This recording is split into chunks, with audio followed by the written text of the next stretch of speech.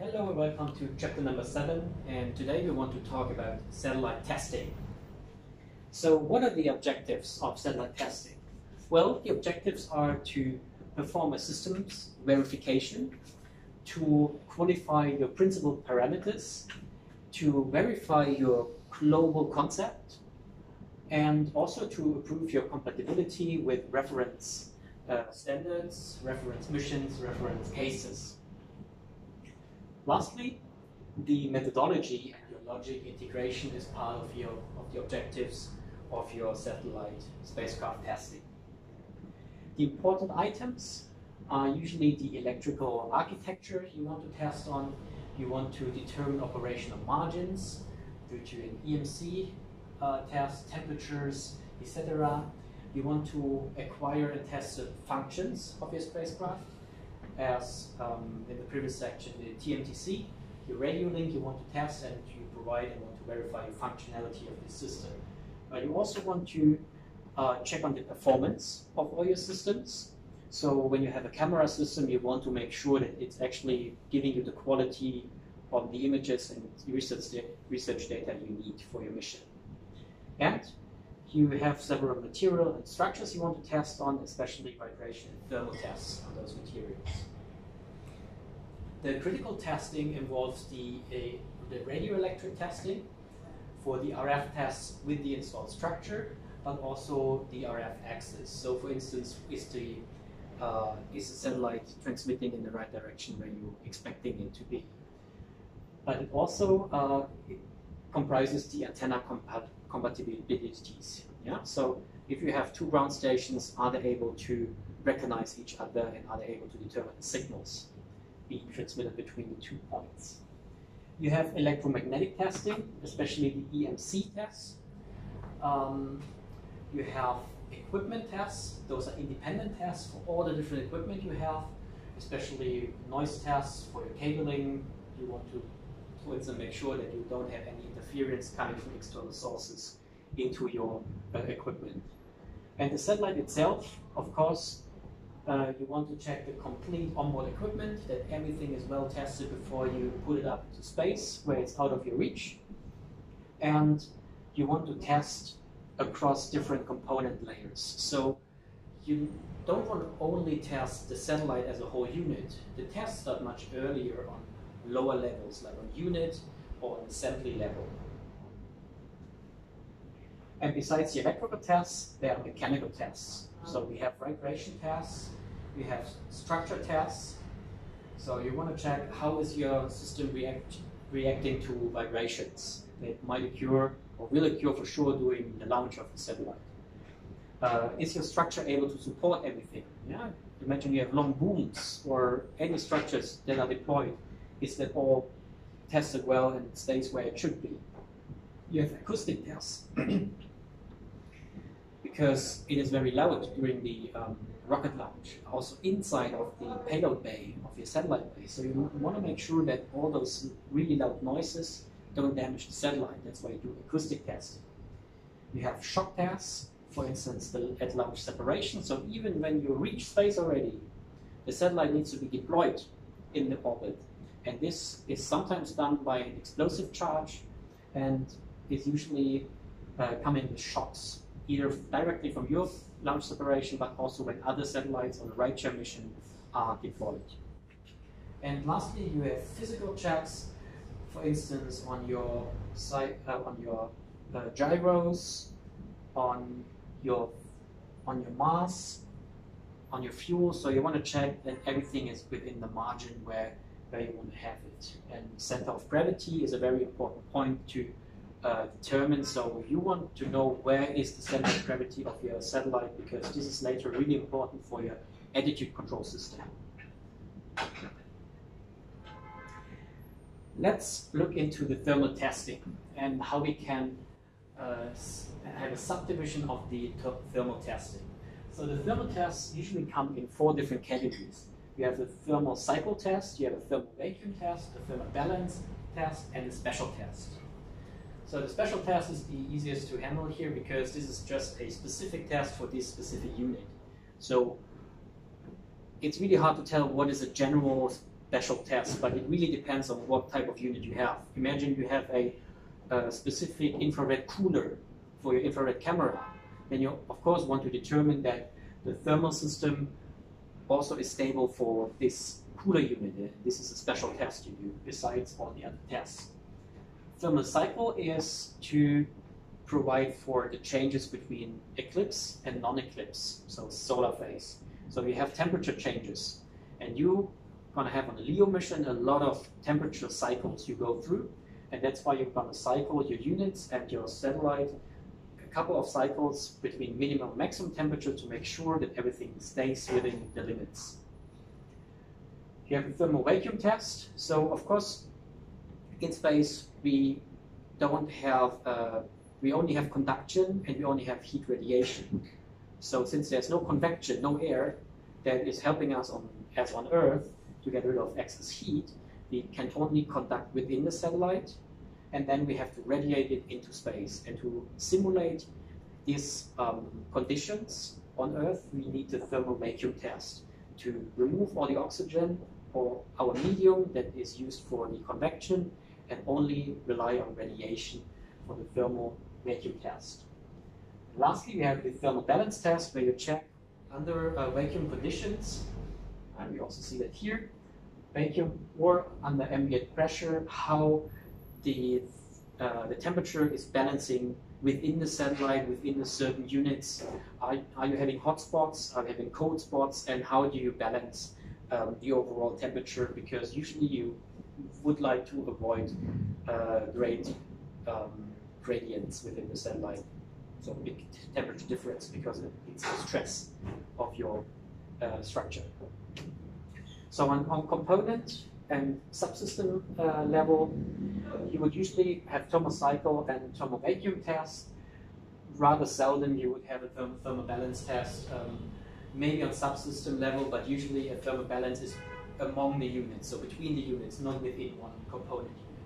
But for the system, so this is the satellite itself, you would usually only have thermal vacuum and a thermal balance test. So after you cycle all the components, you don't have to cycle the whole satellite again, because you have already shown that all the different components and subsystems survive the thermal cycles.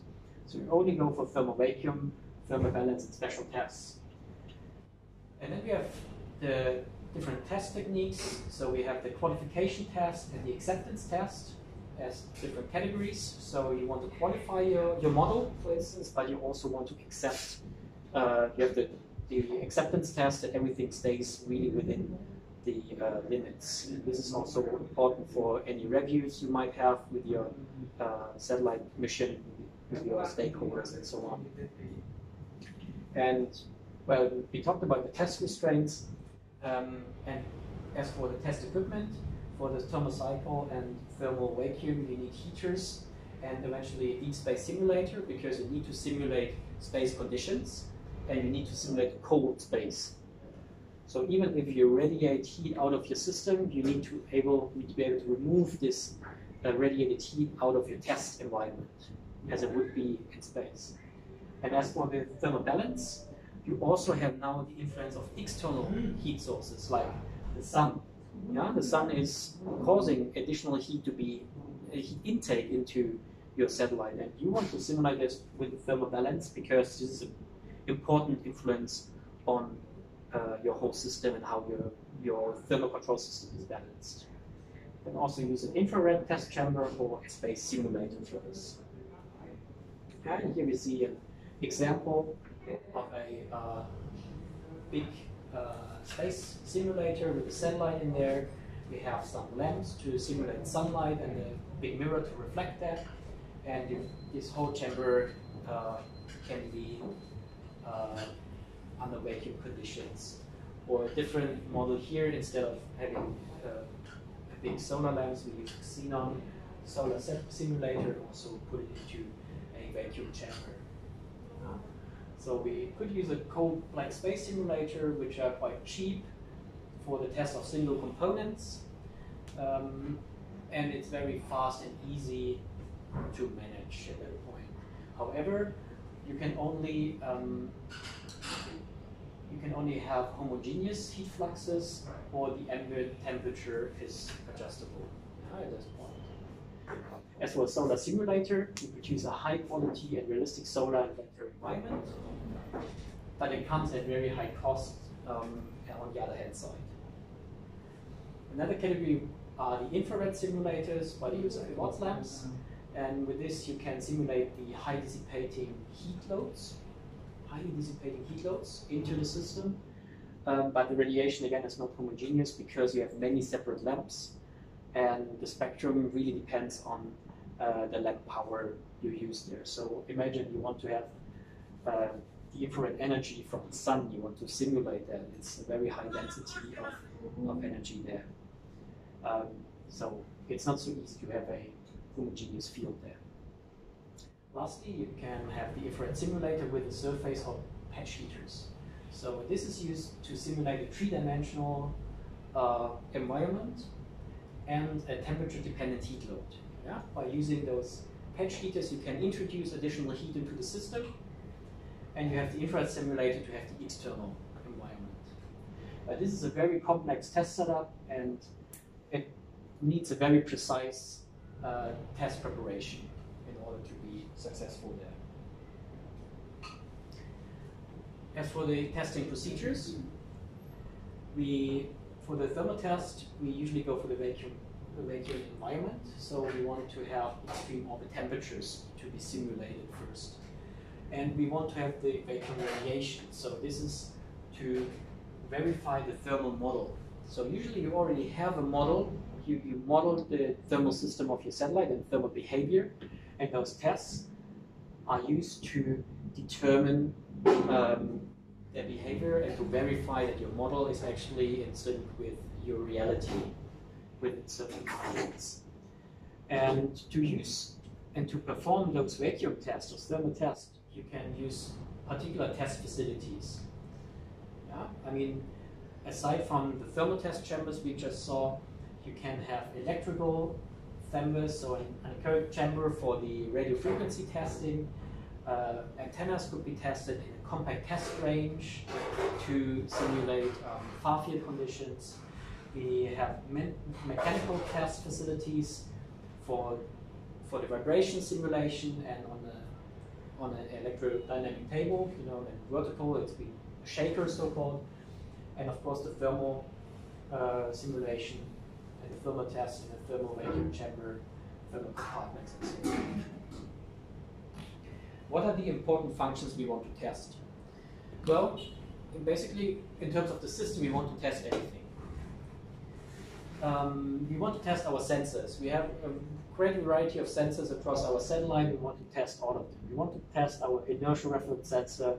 If we have an Earth sensor, star trackers, so star cameras, we want to test all those functions that are related to our attitude control and attitude determination system, that they work and that we actually have a good solution for our attitude later. We also want to test our actuators. So if we have reaction or momentum wheels, we need to test those, that they're working properly. But also thrusters need to be tested somehow. If we have instruments on board, of course, I mean, this is usually the reason why we launched our satellite. We want to test that all of our instruments actually work. So if we have a telescope, antenna, or radar on board, we want to test those units, doing specific and special tests to make sure and verify the functionality of this system. An onboard computer as the main unit inside of our system, of course, needs to be tested very well and be well understood in case of there are any discrepancies or any failures and issues on board, so you can identify and resolve the failures later on, just in case. Well, I would like to give you an example how this whole testing is done on a real project. Since in theory this whole testing is a little bit too abstract maybe, and with some examples the flying laptop is quite good to give you a feeling of what is involved in a small satellite project and in terms of testing. The first one is the product safety we should talk about. I mean, yes, my laptop is an academic satellite, so there's no customer involved. But if you have a commercial satellite project, of course, there's some customer and maybe even some government agencies involved. that one that have a proof of a certain product safety. But the basics for flying laptop, even if it is just an academic satellite, is that the whole system is radiation hard, and the satellite bus, is one failure tolerant. So a single failure can happen without having an effect on the whole system or the main functionality of the system. Also, no harmful substances or explosives can be used.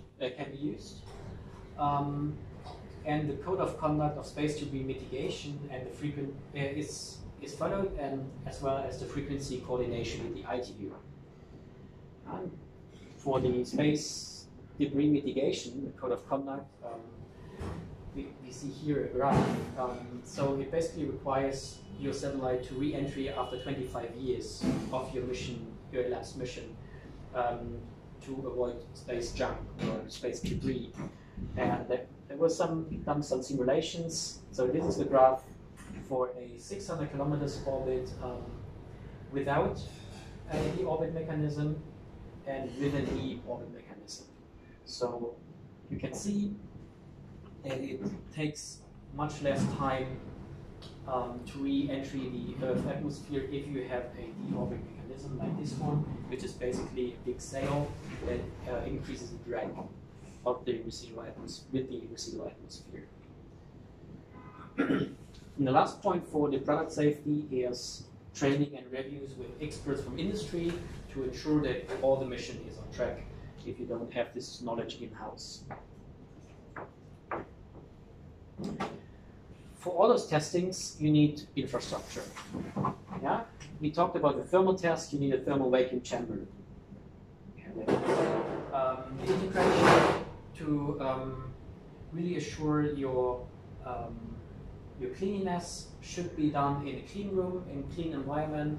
So all the integration, especially of the optics, are done in the clean room.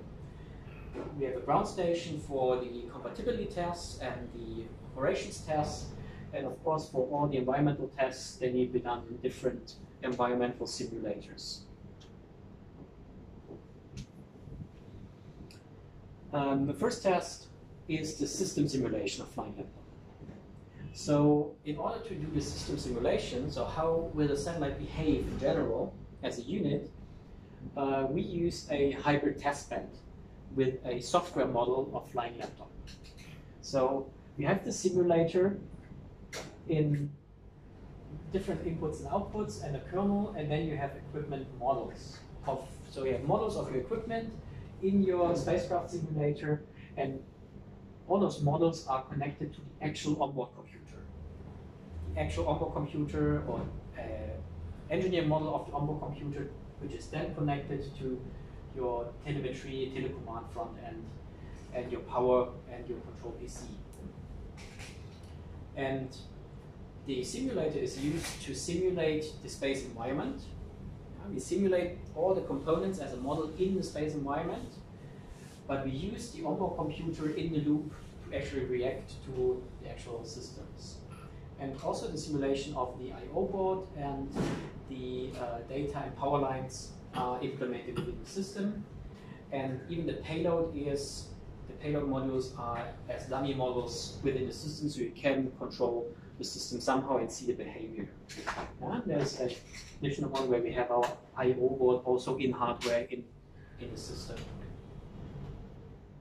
The system simulation is used to verify the onboard software, most importantly, but also to test flight procedures. So you not only want to be sure that your onboard software works, you can also use your already working satellite as a training for your team, for your operations team, to control your satellite. And you can use it also for the analysis of contingencies during operations. Yeah, we see here the setup. This is the onboard computer engineering model and the simulator all in here. We have the mission control prototype here and the software development to do some debugging and have some real-time inside views of what's going on with the onboard software for debugging purposes. And this hybrid test bench with the model-based simulation of flying laptop is very unique at this point and enabled a lot of possibilities for testing, especially for the environmental tests. However, you are prone to the accuracy of your models. So you really you really need to make sure that all your models are really close to reality to have a realistic outcome and realistic results of your system simulation with this hardware in the loop hybrid test bench. For the qualification of the main structure and the thermal control system, the TCS, a structure thermal model has been used for flying laptop. Yeah, we can see flying laptop here from the side, and this is the actual satellite. So you see there's multi-layer isolation, there are cables going through different components, structure from aluminum or some honeycomb structures. So it's really complicated to test all at once. So that's why we started with the structure thermal model to prove the structure and to test the TCS at a very early project stage. And the design is that we have component dummies with the same mass, shape, and surface as the later on unit. And those are equipped with heaters and temperature sensors. So we can heat the unit from the inside so it behaves like the later on unit. And the sensors are used to determine the temperature in terms of balancing with other units and other influences. The primary structure of flying laptop was then used with the component dummies as a one unit, it's a PFM. And additional qualification has been done for the middle solar panel, for the cameras, camera baffles, some antennas, deploy mechanism, and multi-layer isolation and battery. So those were additionally qualified aside from the structure thermal model. And the tests that were performed with those units and the STM were the vibration tests and the thermal balance tests. And that was all done in a time frame of around 6 months.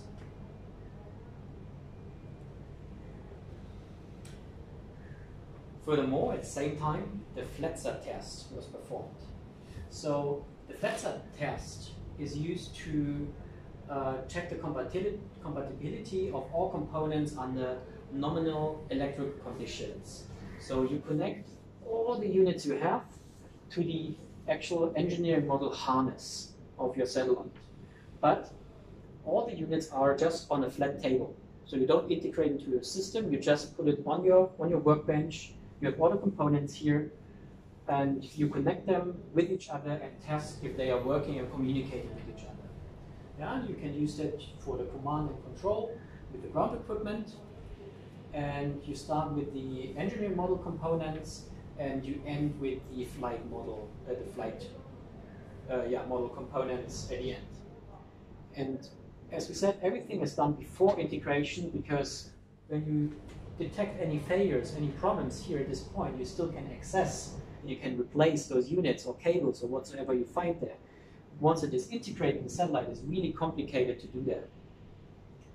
And you do the same for the payload and the bus, the satellite bus separately. And it is very important to identify those compatibility problems as early as possible, because then it saves a lot of time compared to a later detection. We actually identified some problems there during the FLETSAT tests. For instance, there were pin assignments wrongly done, so we had to change the harness or the connectors. There were some grounding issues where you had issues between the units, and software bugs for the control of the units were early detected already at this stage. Then let's talk about antenna tests. So also the antennas of flying laptop have been tested in different ways. So this is one in the compact test range, the CRT in Oberpfaffenhofen, Germany. So you want to determine the three-dimensional antenna pattern in terms of gain and polarization of your satellite. So you put your satellite into an anechoic chamber on a robotic arm.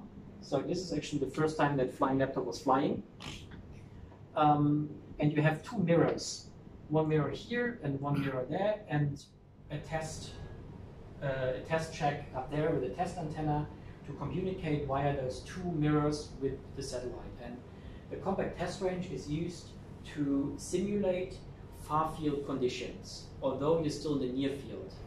So far field conditions basically mean that all your waves are flat, on a flat surface coming to you, they are not curved anymore.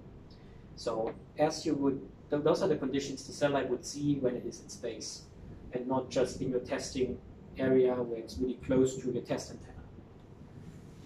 And we did that to test the TMTC of the satellite under those far field conditions and to determine several exclusion angles that you can see here. So this is the high gain antenna and this is the TMTC antennas. So two antennas, one on this side, one on that side. And you can see one is transmitting to this direction, one is transmitting to that direction in the dark colors and the red colors, but in the zone between those antennas, you see some spikes and some really low signal levels there, and this was the reason this test was performed, to determine those ripples in between the two antennas. You can also see the high gain antenna that there is only gain into the main lobe direction, but not to the backside, which was expected for a high gain antenna. Then we have the EMC tests. So the EMC tests are there to simulate and to show that you can maintain your own function despite the influence of external and internal electromagnetic fields. So you apply some electromagnetic fields from the outside and you test that the satellite continues working without being influenced by those external signals. Why do you do that? Well, you might be prone to any EMCs during your launch or by other satellites once you're in orbit. They might interfere with your satellite and you want to make sure that this is not the case.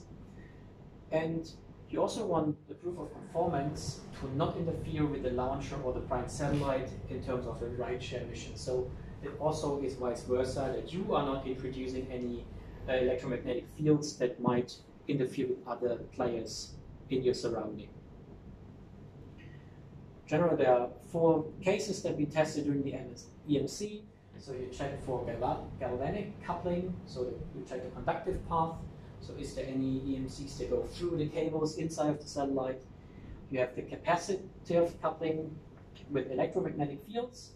You have the inductive coupling with magnetic fields and the radiative coupling via electromagnetic radiation. So those are the 4 test scenarios you go through within this EMC test chamber. And all the tests were successfully performed with Airbus in Friedrichshafen, Germany. Then the vibration tests, so the physical tests of the main structure were performed in Bremen, Germany, with the goal to prove the resistance against vibrations during the launch and to determine the eigenfrequencies to avoid dynamic coupling between the satellite and the rocket. Yeah? You don't want to have the satellite swinging or being coupled with the frequency and the eigenfrequency of the rocket, so it might just damage the whole satellite because you hit a resonancy there. And also you want to prove that everything was correctly assembled. So by shaking it, well, if you did a few screws not into place, you're probably going to realize that during the shake, the vibration test and the shaking of your satellite, everything falls out of it. And yeah, those tests were performed for the resonance search, for sinus and random tests for each axis of the satellite. And to do that, there were 12 acceleration sensors installed within the satellite at all the critical positions, and then you can have this, this graph you can just get there with the acceptance load. So this is the test level here, the green one, and the reply level, and those are the acceptance levels for different launches. Yeah, so this is for the PSLV, and this is a test level for the red one is for Soyuz. So this was tested with the Soyuz, and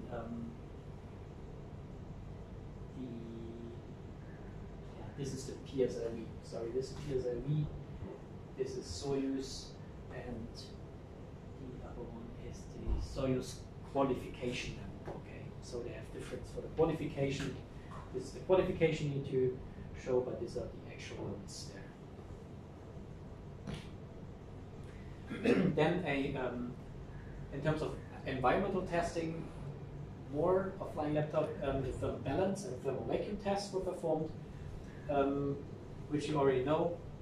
The goal is to prove that the satellite can be operated in the space environment within the extreme temperatures and the vacuum.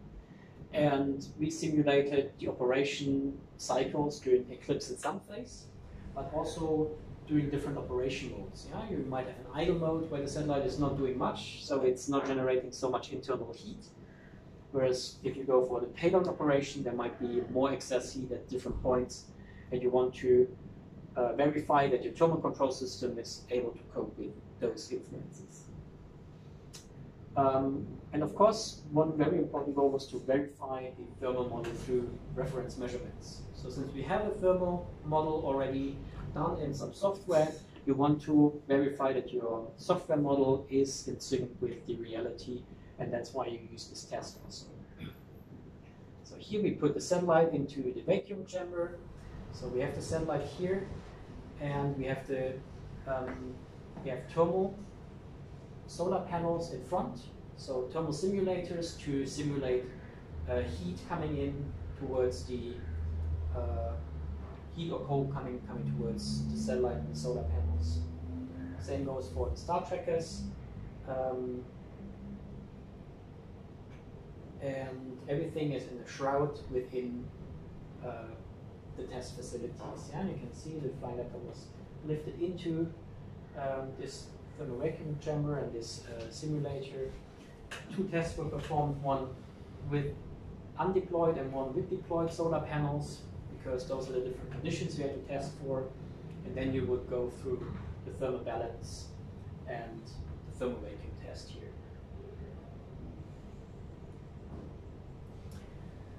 Then there were communication tests that were performed. So the communication tests with Weilheim, Germany were performed to verify the communication subsystem after integration. So you want to assure compatibility with the ground station network later on. So you actually take the satellite, in our case the satellite, for bigger satellites you only use the communication subsystem with some external components to operate it there. You go to the ground station, you put it into the test chamber, and it will be directly connected to the antenna. And the antenna has a shortcut and straight feeds the signal back into the system as coming from space. And then it goes all the way through the ground station, through the modems, the software, and you need to make sure that all the systems can process the data correctly. And once you have shown that all the setup was done correctly and the configuration is done with the ground station and the equipment, you can use, you know that your satellite is compatible with all the ground stations that have the same components and the same equipment with the same configuration. And that was also the end-to-end test with the satellite being in Weilheim. So here's the satellite right wrapped up, being connected via the ground station antenna in the loop. But the satellite was not controlled from this room. It was actually controlled via Stuttgart, which is also later on the case. You connect to a ground station somewhere, and then you communicate with your satellite, and this was tested with the satellite being physically located far away from the operation center. Furthermore, there were more operation tests performed, especially the 1 week in the live test. That was very close to the actual launch of the satellite, where the operation team came all together in shifts and controlled the simulated satellite for 1 week under realistic conditions. So at that point, our ground station, our ground control center connected to our hardware in the loop test bench with the satellite completely simulated, and the simulation was kept running for minimum 1 week. And it was tested that when you operate the satellite as you would operate the later satellite, that no contingencies are there, and if there are some, so we introduced some test cases so in order to train the operations team. And the second operation test was the RFCOM test in Stuttgart, where the actual satellite was still located in the clean room and connected via a coax cable to a test antenna, and then was communicating via free space to our actual ground station antenna in a different building with all the equipment there. And via Ethernet, those signals were being fed back to the control room. So we also had a verification that the satellite was working with our own ground station under realistic conditions. And once this was all done, well, it was time to ship the satellite over to the launch site. And the whole testing doesn't stop with, the satellite is being built now and you are on component level. There are many more tests closer to the launch depending on your satellite system. And one example here is the separation test. So this is for the Soyuz, where we use our mass dummy, which has the same shape and the same mass as a flying laptop, and which is connected via the launch adapter, which is later on the same used with the rocket. And the separation was tested there, that everything works well, and we could acquire some measurement data.